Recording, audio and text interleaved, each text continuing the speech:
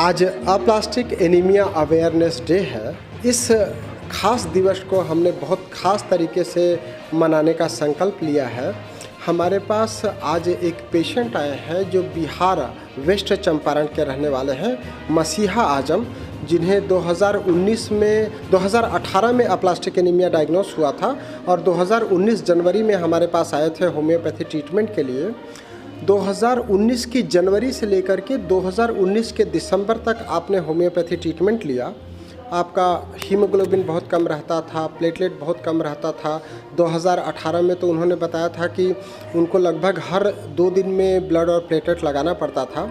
जब हमने homeopathy treatment चालू किया तो उसके बाद उनको केवल एक बार ही ब्लड और प्लेटलेट लगाना पड़ा और वो पूरी तरह से ठीक हो गए दिसंबर 2019 में। उसके बाद भी हमारे कांटेक्ट में बने रहे। 2020 गया, 2021 गया और हम बात कर रहे हैं 4 मार्च 2022 को।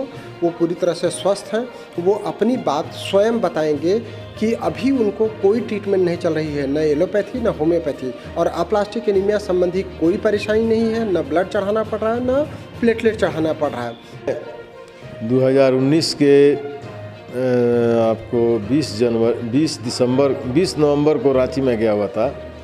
वहाँ फोर्टिस एस्कॉर्ट यानी आलम हॉस्पिटल में मेरा जांच हुआ, एंजियोग्राफी हुआ। एंजियोग्राफी के क्रम में मुझे ब्लीडिंग 75 घंटा तक हुआ और ब्लीडिंग के बाद जो है 75 घंटा जब मेरा ब्लीडिंग रुका तो मेरा जांच हुआ।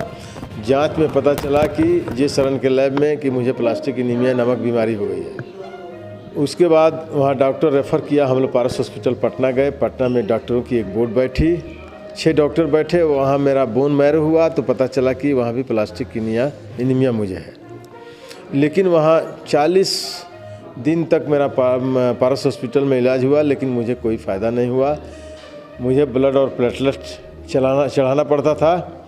उसके बाद हम लोग जो है वहाँ से चले आए पंजाब में। पंजाब जालंधर सिटी में मेरा इलाज हुआ, लेकिन वहाँ भी मुझे कोई फ़ायदा नहीं हुआ।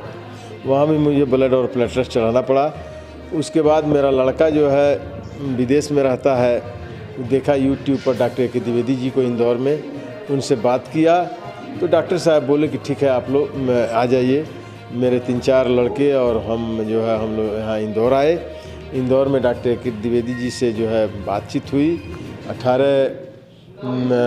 17 जनवरी 2019 को बात हुई। इन्होंने मेरा प्रिस्क्रिप्शन देखा तो ये देख करके मैं इलाज से मुकर गए डॉक्टर साहब कि आपका कोई चीज़ ठीक नहीं है, मैं आपका इलाज नहीं करूँगा। लेकिन मैंने कहा डॉक्टर साहब कि आप अपने स्तर से एक मेरा जांच करवाइए, अगर जांच में मेरे फेवर में आता है तो आप मेरा इलाज कीजिएगा, अन्यथा मत कीजिएगा। तो इन्होंने जे शरण के लैब में मेरा जांच करवाया। जांच में 50% मेरे फेवर और 50% मेरे डिसफेवर में रिजल्ट आया जो जांच हुआ था। इन्होंने जो है 18 जनवरी 2019 से मेरी दवाई जो है शुरू की। हम लोग दवा लेकर के चले गए। मैं सामान्य रूप से जो है अपना कार्य करता था, कभी भी जो है मैं विचलित नहीं होता था, अपना कार्य करता था और हिम्मत से काम लेता था। दवाई ख़त्म हो जाती थी, यहाँ से मंगाता था और हर 15 दिन, 20 दिन, 25 दिन, महीना दिन, 2 महीना, 3 महीना पर ऐसे जांच होता रहा और 1 साल तक मैंने इनकी दवाई जो है जनवरी 2019 से दिसंबर 2020 तक खाई। उसके बाद मैं पूर्ण रूप से स्वस्थ हो गया। जब भी जांच होता है तो मुझे नॉर्मल जो है मेरा RBC, WBC, हीमोग्लोबिन, मेरा सब कुछ नॉर्मल रहता है। मैं पूर्ण रूप से स्वस्थ हूँ।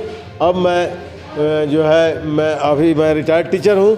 मैं पहले जो मैं बीमारी से पहले जैसा मैं था उससे भी अच्छा मैं अपने को महसूस करता हूँ अभी मैं, और उससे ज़्यादा काम करता हूँ। मैं सुबह 5 बजे से लेकर के 10 बजे रात तक मेरा रूटीन है काम करने का, पढ़ाने का, खाने का, मार्केटिंग का, सब कुछ मैं करता हूँ। मैं पूर्ण रूप से स्वस्थ हूँ। अब मुझे कोई परेशानी नहीं है। अब मैं बात करूं अप्लास्टिक एनीमिया होता क्या है। अप्लास्टिक एनीमिया मतलब बोन मैरो डिसऑर्डर्स, जिसमें हमारे ब्लड सेल का फॉर्मेशन बंद हो जाता है। अप्लास्टिक का मतलब ही होता है कि सेल्स का बनना बंद हो जाना। और हमने जब होम्योपैथी ट्रीटमेंट दिया और उसके बाद अगर वो पूरी तरह से नॉर्मल जीवन व्यतीत कर रहे हैं, इसका मतलब कहीं ना कहीं बोन मैरो एक्टिवेट हुआ और उनके शरीर में वापस सेल्स का बनना स्टार्ट हो गया। आज हम इस खास दिवस पे बात करेंगे अप्लास्टिक एनीमिया के बारे में, सिकल सेल एनीमिया के बारे में, थैलासीमिया के बारे में। थैलासीमिया और सिकल सेल एनीमिया ये पैदाइशी जेनेटिक बीमारी होती है जिसका ठीक होना अभी भी चैलेंज बना हुआ है मेडिकल साइंस के सामने। सिकल मतलब होता है हंसिया या आधा चांद। हमारा आरबीसी जो है उस शेप में चेंज हो जाता है, जिसके कारण पेशेंट को हर 15 दिन, 25 दिन में, 28 दिन में ब्लड लगाना पड़ता है। ऐसे ही थैलासीमिया में भी उनको एक नियमित अंतराल के बाद ब्लड लगाना पड़ता है। सिकल सेल एनीमिया के लिए हमने एक ऐसा स्पीकर चुना है जो मेडिकल स्टूडेंट भी है और सिकल सेल एनीमिया से पीड़ित भी है। वो सिकल सेल एनीमिया पे बात करेगी। वो स्वयं सिकल सेल एनीमिया के पेशेंट है, पीड़ित है, और उसका भाई भी सिकल सेल एनीमिया से पीड़ित है। तो ऐसी जटिल बीमारियां जो किसी भी चिकित्सा प्रणाली के लिए आज भी चैलेंज बनी हुई है, इतना साइंस ने एडवांसमेंट किया है, उस पर बहुत ज़्यादा कार्य करने की आवश्यकता है और उसका बीड़ा मैंने उठाया है। मैं पिछले 5 दिनों से पूरे शहर में एनीमिया अवेयरनेस के लिए रथ चला रहा था।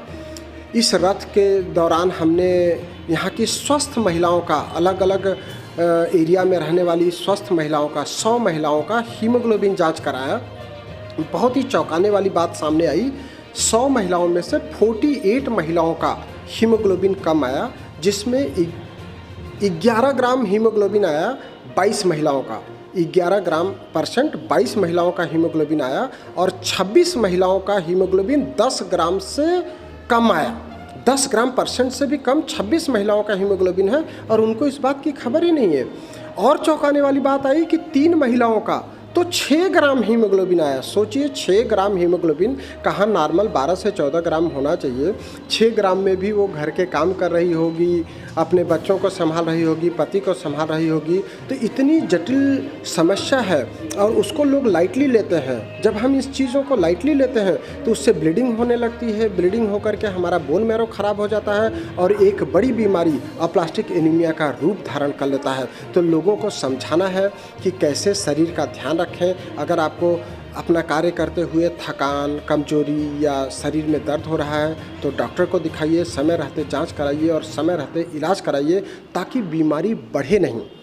और हमारा एक और प्रयास है कि जो आपके घर में खाद्य पदार्थ उपलब्ध है, उन खाद्य पदार्थों का सेवन करते हुए कैसे रक्त को बढ़ाया जाए, कैसे आयरन की मात्रा सफिशिएंट शरीर में जाए, कैसे कैल्शियम जाए, विटामिन्स जाए, प्रोटीन जाए, वो लोगों को समझाने का भी एक उद्देश्य हमने बीड़ा चलाया है।